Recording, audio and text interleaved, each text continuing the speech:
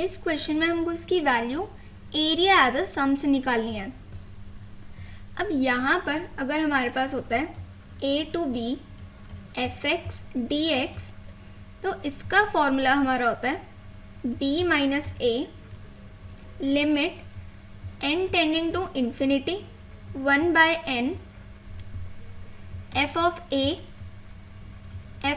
a plus h plus and so on up to f of a plus n minus 1 h। यहाँ पर a और b हमारी limits हैं, h हमारा होता है b माइनस ए अपॉन n और fx हमारा फंक्शन होता है। इस केस में हमारा फंक्शन x है। अब यहाँ पर हमको f of a plus h, ऐसे ही f of n minus 1 h तक इसकी वैल्यूज़ निकालनी है। तो यहाँ पर f ऑफ a हमारा हो जाएगा a, f of a plus h हमारा हो जाएगा f of a plus h, so on up to f of a minus 1 h की वैल्यू हमारी हो जाएगी a plus n minus 1 h। ये वाली वैल्यूज़ हम अपने इस फॉर्मूले में पुट करेंगे तो ये हमारे पास आ जाएगा a to b x dx equal b minus a, यानी कि लिमिट्स का डिफरेंस। यहाँ पे हमारी लिमिट a और b ही है तो यहाँ पर ये b माइनस a ही हो जाएगा। Limit n tending to infinity 1 by n, f of a है हमारा a, f of a plus h है हमारा, ये यहाँ पे a प्लस h है, a plus h plus and so on up to f of n minus 1 a plus n minus 1 h है हमारा, a plus n minus 1 h। इतना note कर लेते हैं पहले। यहाँ पर एरिया एज अ सम का फॉर्मूला हमारा इसके इक्वल होता है। a हमारी यहाँ पे a ही है, b यहाँ पे हमारी b है अपर लिमिट, h हमारा होता है b माइनस ए अपॉन n और इस केस में हमारा फंक्शन x है। तो यहाँ पे f ऑफ a की वैल्यू हम निकालेंगे तो वो हमारी a आएगी।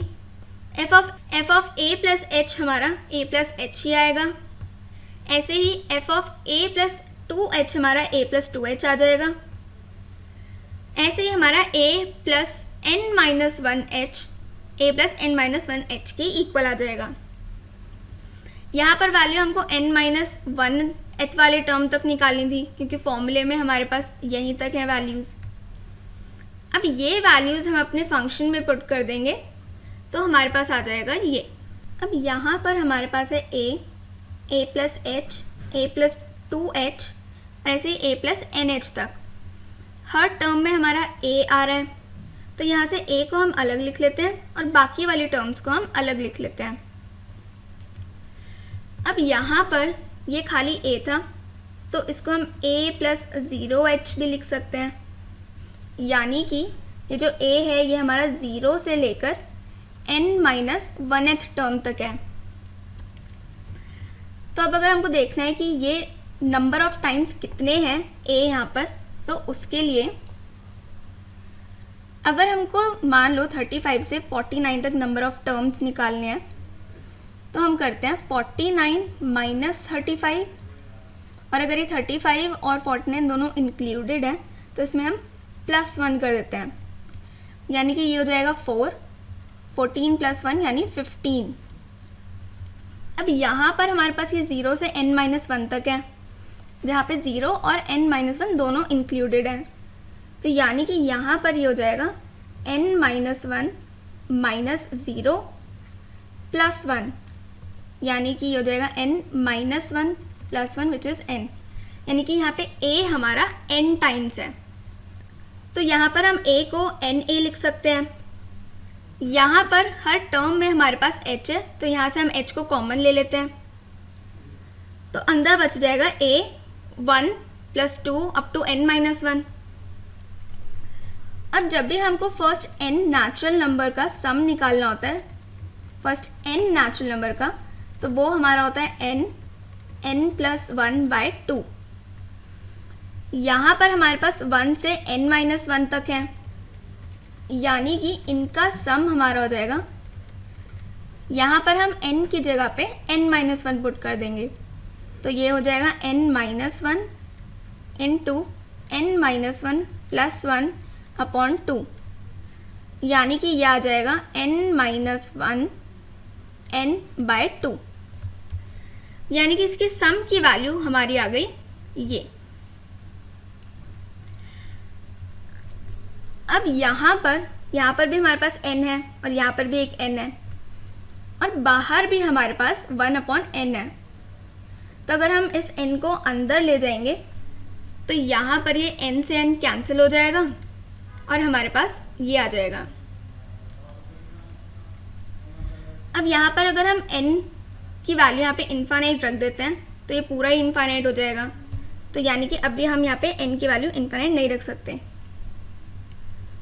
यहाँ पर ये जो h है इसकी वैल्यू हमारी होती है b-a/n, तो यहाँ पे h की वैल्यू पुट कर देंगे। अब यहाँ से b-a और यहाँ से ये 2 हमारा कांस्टेंट है, तो इसको अलग लिख लेते हैं और ये वाली जो n वाली टर्म्स हैं उसको अलग लिख लेते हैं, तो ये हमारे पास आ जाएगा a + n-1/n